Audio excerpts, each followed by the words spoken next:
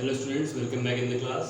Today I am going to talk about vectors, few important topics on vector, unit vector, orthogonal unit vector, scalar product and vector product. ये class 11th का बहुत important topic है, तो ध्यान दीजिएगा, ठीक है। और इसके पहले का पार्ट जैसे triangular law of vector addition को हम पहले पढ़ा चुके हैं, तो उस पर आप देख सकते हैं, ठीक है। तो यूनिट वेक्टर की अगर बेसिकली बात करें, पहला जो हेडिंग पड़ी हुई है यहाँ पे यूनिट वेक्टर्स, तो वो सारे वेक्टर जिनका मैग्नीट्यूड यूनिटी होता है। यूनिटी मतलब one, all the vectors whose magnitude is unity, whose magnitude is unity are called unit vector. उनको क्या बोलते हैं? Unit vector. यूनिट वेक्टर जैसे कि वेक्टर ए है, उसका यूनिट वेक्टर लिखना है तो उसको लोग ऐसे लिखते हैं vector A cap equals to vector A upon mod A. अभी थोड़ा सा इसको और एक्सप्लोर करेंगे जब हम ऑर्थोगोनल यूनिट वेक्टर के बारे में पढ़ेंगे। तो ये है आपका वेक्टर।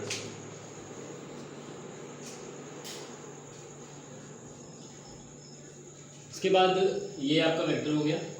इसके बाद आगे बढ़ेंगे और यूनिट वेक्टर ध्यान रखिए रहेगा आपको, those vectors whose magnitude is unity are called unit vector.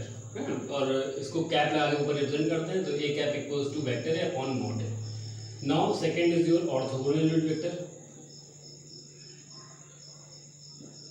Orthogonal unit vector, orthogonal unit vector क्या होता है? ऑर्थोगोनल यूनिट वेक्टर जो है वो बेसिकली रिप्रेजेंटेटिव वेक्टर्स होते हैं एक्स वाई और जेड एक्सिस के, एक्स वाई और जेड एक्सिस के। ये आपकी एक्स एक्सिस हो गई, ये आपकी वाई एक्सिस हो गई और ये हो गई जेड एक्सिस। तो करस्पॉन्डिंगली यूनिट वेक्टर जो होगा एक्स एक्सिस के लिए वो होगा आई कैप, वाई के लिए जे कैप और जेड के लिए के कैप। ध्यान रखिएगा, इस पॉइंट को आप ओलेट कर सकते हैं, इनके बीच एंगल्स जो होते हैं वो 90 डिग्री होते हैं, ठीक है। इस तरह से, ठीक है। तो एक्स एक्सिस का ऑर्थोगोनल यूनिट वेक्टर होता है आपका आई कैप, वाई एक्सिस का होता है, हमने वहाँ लिखा भी है, जे कैप और जेड एक्सिस के लिए होता है के कैप। ये ध्यान रखना है आपको। और इनका मैग्नीट्यूड जो होगा इनका भी यूनिटी ही होगा। इसके बारे में भी बताएंगे जब हम स्केलर और वेक्टर प्रोडक्ट पढ़ लेंगे, तो इनका मैकेनिज्म बताएंगे कि कैसे इनका स्केलर प्रोडक्ट होता है, कैसे इनका वेक्टर प्रोडक्ट होता है। इसको भी ध्यान रखिएगा आगे के लिए। अच्छा, इसके बाद आगे के जो दो इम्पोर्टेंट टॉपिक हैं उसके बारे में डिस्कस करते हैं। Now we will discuss about the scalar product. तो स्केलर प्रोडक्ट की अगर बात करें, if we talk about scalar product, तो scalar product basically if the multiplication of two physical quantities is scalar, then the product is called scalar product. If the product of, ऐसे सकते हो आप इसको, if the product of two quantities or two physical quantities is scalar,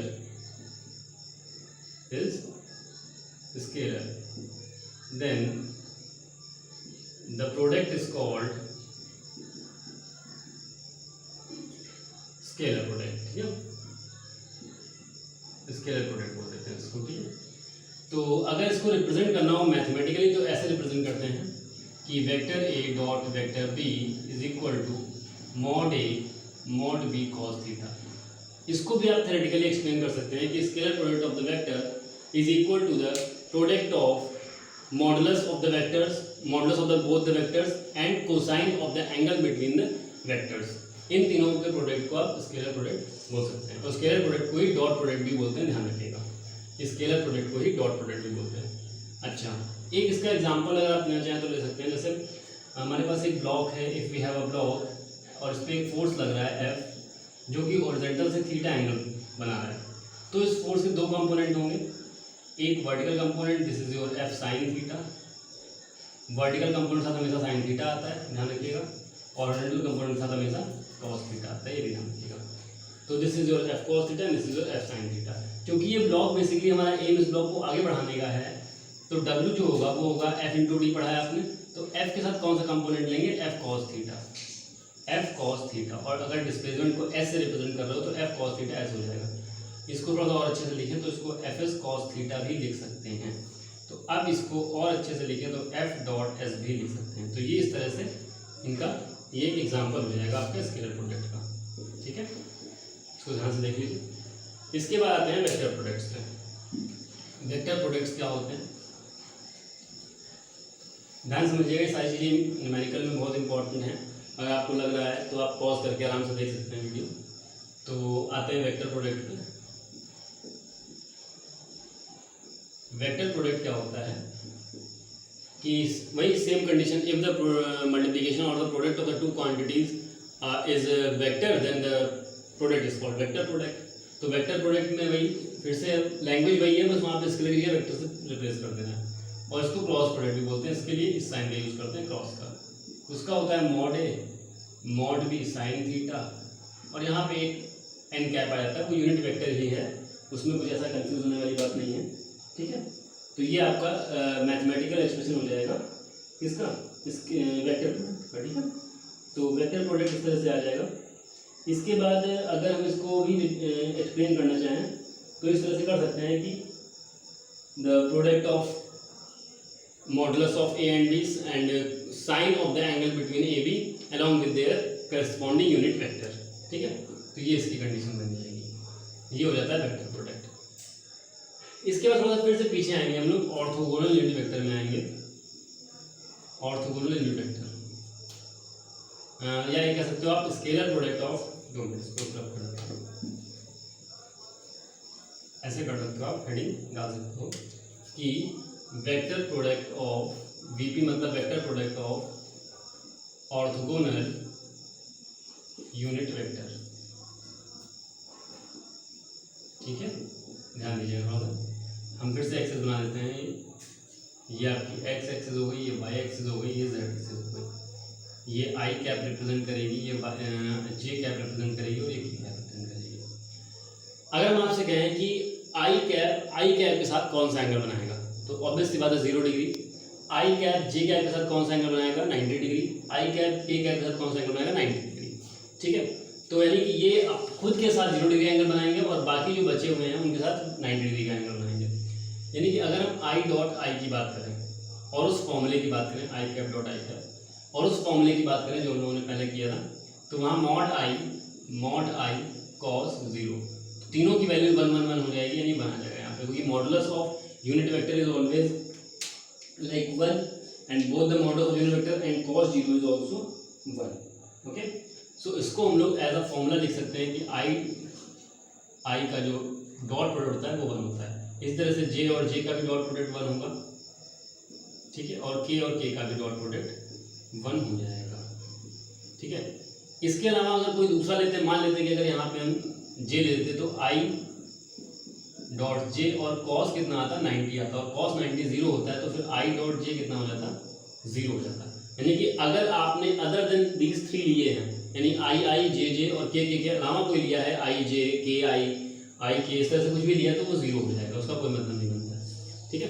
इसी तरह से ये आपका हो गया वेक्टर प्रोडक्ट। फिर देख लीजिए 1 सेकेंड, ये स्केलर प्रोडक्ट, सॉरी ये ध्यान रखिएगा, थोड़ा हेडिंग में इंप्रूव कर लीजिए, ये स्केलर प्रोडक्ट है, ठीक है। अब आते हैं वेक्टर प्रोडक्ट में, vector product of orthogonal unit vector.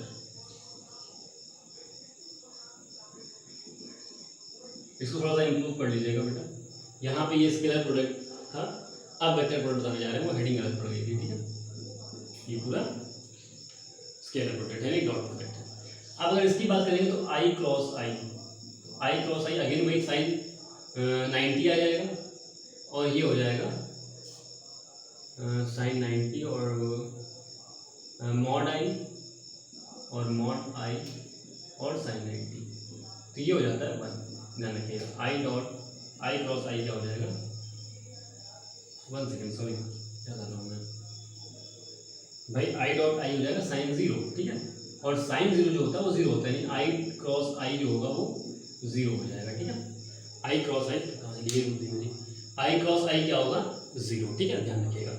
इसी तरह से इसमें जे क्रॉस जे क्या होगा, वो भी 0 होगा, और के क्रॉस के क्या होगा, वो भी 0 होगा, ध्यान रखिएगा। लेकिन इसमें ये कंडीशन नहीं होती, इसके साथ अगर दूसरे वाले आप लोगे, ये तो हो गए आपके रिलेशन, अगर आप in case I dot J ले लेते हैं, तो चूंकि हम ये मान चलते हैं कि इसका सीक्वेंस आई जे और के होता है, तो इसका नेक्स्ट सीक्वेंस में जो आ रहा होगा वो आ जाएगा के, ठीक है। आई जे हो गया, फिर जे और आई अगर आप लेते हैं या जे और के लेते हैं तो ये आई हो जाएगा, और के और आई लेते हैं तो ये जे हो जाएगा। ठीक है, अगर इनके ऑर्डर चेंज होंगे तो यहाँ नेगेटिव साइन आ जाएंगे, ध्यान रखिएगा, बस इतना ध्यान रखिएगा, ये बहुत सिंपल तरीके से हो जाएगा। इसको देख लीजिए, फिर एक न्यूमेरिकल कर लेंगे हम लोग, जिसमें बहुत सारी चीज़ें क्लियर हो जाएंगी आपको। एक न्यूमेरिकल स्केलर प्रोडक्ट का कर लेंगे और एक न्यूमेरिकल वेक्टर प्रोडक्ट का कर लेंगे, तो काफ़ी हद तक ये मैकेनिज्म आपको क्लियर हो जाएगा। और एक मैट्रिक्स मेथड भी हम आपको बता देंगे कि वेक्टर प्रोडक्ट को कैसे सॉल्व करते हैं। तो इतना क्लियर हो गया होगा, आई होप। ठीक है, देखिए जब भी आप पढ़िए तो बुक भी साथ में रखिए अपने, ठीक है, ताकि और जो लैंग्वेज वाली चीज़ें जो नहीं लिखी जाती यहाँ पे वो आपको क्लियर होती है। अच्छा, इसके बाद अगर हम न्यूमेरिकल्स की बात करें तो न्यूमेरिकल्स में जैसे आप सिंपल सी बात है, कोई भी एक ले सकते हैं। जैसे हमने कहा एक फोर्स है vector F equals to 3i cap 4j cap minus 5k cap newton, ये एक फोर्स है। और इस फोर्स को अप्लाई करने पर जो डिस्प्लेसमेंट हो रहा है वो हो रहा है vector d equals to 5i cap 4j cap और 3k कैप, इतने मीटर का डिस्प्लेसमेंट हो रहा है। ठीक है, इतने यूनिट का डिस्प्लेसमेंट हो रहा है। तो हमें एंगल निकालना है एफ और डी के बीच का। We have to find out the projection between F and D. We have to find out basically angle between F and D. ठीक है, तो सबसे पहले इसमें आप क्या करो, देखो हम पहले तो वर्क डन निकाल लेते हैं। ठीक है, पहले वर्क डन निकाल लेते हैं, और वर्क डन भी निकालना है आपको, इसमें ध्यान रखिएगा, एंगल भी निकालना है और वर्क डन भी निकालना है। तो वर्क डन निकालने के लिए क्या करोगे आप, W is equal to F into D, F dot D, simple सी बात है, 3i cap plus 4j cap minus 5k cap dot 5i cap 4j cap और 3k कैप। इनका डॉट प्रोडक्ट निकालोगे तो हमने बताया ना कि जब आप इसका इससे मल्टीप्लाई कराओगे तो i डॉट i 1 हो जाएगा और 5 3 15 हो जाएगा। लेकिन जब i का इससे कराओगे मल्टीप्लाई तो 0 हो जाएगा, i का इससे मल्टीप्लाई करो तो भी 0 हो जाएगा, उसका मल्टीप्लाई कराने का कोई मतलब नहीं बनता है। तो 4 और फिर इसका यानी 16 और माइनस 15, तो कितना आ जाएगा 16 जूल। ये आ गया वर्क डन पहली बात। तो अब अगर हमें एंगल निकालना है तो इसी फॉर्मूले को हम, इसको ध्यान से देख लीजिए, फिर अगर एंगल निकालना है तो एफ डॉट डी को ही हम एक्सप्लेन भी कर सकते थे। कैसे कि भाई मॉड एफ मॉड डी और कॉस थीटा, ये कंप्लीट क्वेश्चन है एक तरह से इसका। ठीक है, आप उसमें डॉट प्रोडक्ट वैसे भी निकाल रहे हो और फिर ऐसे भी निकाल रहे हो। इसकी वैल्यू अभी 16 आई है। मॉड एफ मॉडल्स निकालना मैंने बताया था कि अगर एफ इक्वल्स टू एक्स, मतलब कोई क्वांटिटी दी गई है, A equals to X I cap Y J cap और जेड के कैप, तो उसका मॉडल्स जो होगा वो होगा under root X square plus Y square plus Z square. इसको ध्यान रखिएगा। अब मॉड एफ जब निकालोगे तो 3 स्क्वायर प्लस 4 स्क्वायर और plus 25, sorry 5 square minus 5 square में 25 ही आएगा, लेकिन इस फॉर्मेट में लिख देते हैं। और डॉट अंडर रूट सेम बाकी क्वांटिटीज वैसे ही लगभग 5 स्क्वायर 4 स्क्वायर प्लस 3 स्क्वायर और कॉस थीटा में कैलकुलेट करना है। ठीक है, अब देखिए आपको अलग अलग फॉर्मूले लर्न करने की जरूरत नहीं है कि पता लगे बुक में आपके दिया हुआ है कि कॉस थीटा निकालने के लिए F dot D upon mod F mod D, नहीं, आप ये फॉर्मूला लर्न रखो और जो जो वैल्यूज आपको मालूम है प्लेस कर दो, जो वैल्यू नहीं मालूम होगी अपने आप को कैलकुलेट होकर आ जाएगी। इसको सॉल्व करने में टोटल 50 आएगा, अंडर रूट 50, और इसको सॉल्व करने में भी अंडर रूट 50 आएगा। कैसे, 9 प्लस 16 प्लस 25, तो 9 प्लस 16 क्या हो गया 25, और 25 और 25 50, यानी ये बेसिकली आ जाएगा 16 और 50 कॉस थीटा। तो कॉस थीटा आ जाएगा 16 अपॉन 50। तो इसको आप सॉल्व करेंगे जब तो कितना आ जाएगा, इसको आप सॉल्व कर लीजिए तो ये आपका आ जाएगा 8 अपॉन 25। तो थीटा की वैल्यू आ जाएगी कॉस इनवर्स 8/25, ये प्रोजेक्शन आ जाएगा इसका। अब देखिए इसमें कोई एक्चुअल एंगल तो था नहीं, ठीक है, वैसे अगर इसको आप पूरा सॉल्व करेंगे तो इसकी वैल्यू निकलेगी theta is equal to cos inverse 0.32, और ये 71 डिग्री की वैल्यू होती है। लेकिन इसको आप बिना किसी डाउट के यहाँ पर भी लीव कर सकते हैं, क्योंकि ये सबको नहीं मालूम होता।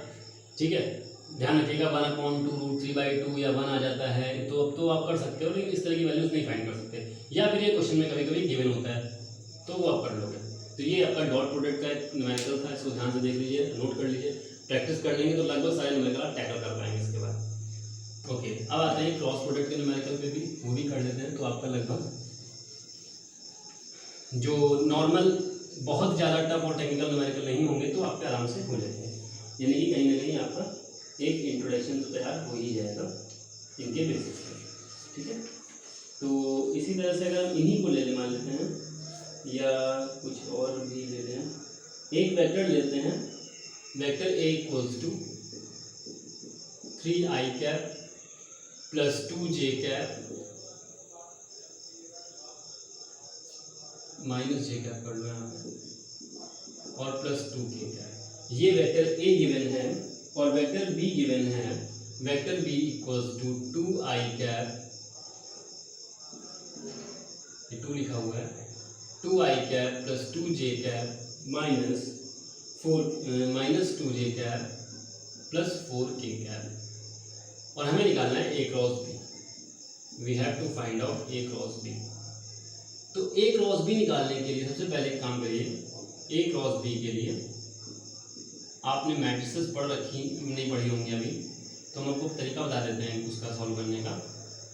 आई जे के आप ऐसे लिखोगे, 3 into 3 की मैट्रिक्स ही बना लोगे और फिर इनके बस न्यूमेरिक जो वैल्यूज़ हैं वो लिखोगे विद साइन 3 - 1 2 और 2 - 2 4। ध्यान रखिएगा, थोड़ा सा नया है आपके लिए। फिर क्या करना होता है आपको, आप यहाँ पे आई लिखोगे, ब्रैकेट आई जब लिखोगे तो आई वाला रो और आई वाली रो और आई वाला कॉलम कैंसिल, इसका मल्टीप्लाई इससे होगा यानी -4 आ जाएगा और बीच में एक जेन्युइन माइनस साइन लगता है। या तो आप एक और स्टेप बढ़ा लो, आई ऐसे लिखो, फिर ये कैंसिल -1 -2 2 और 4, ठीक है। एक बार आई प्लस में लिख चुके हो, ऑल्टरनेट प्लस माइनस चलता है, एक बार प्लस आ चुका माइनस आएगा, -j, ये कैंसिल 3 4 2 2 3 4